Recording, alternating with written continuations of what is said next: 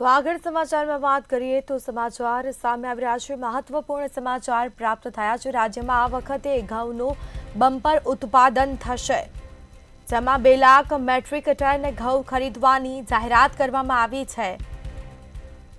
કેન્દ્રીય મંત્રી નીમુબેન બાંભણિયાએ સત્તાવાર જાહેરાત કરી છે।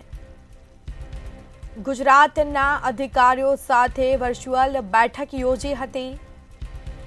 કેન્દ્રમાં ઘઉં આપ્યાના 48 કલાકમાં જ ખેડૂતોના નાણાં જમા થશે।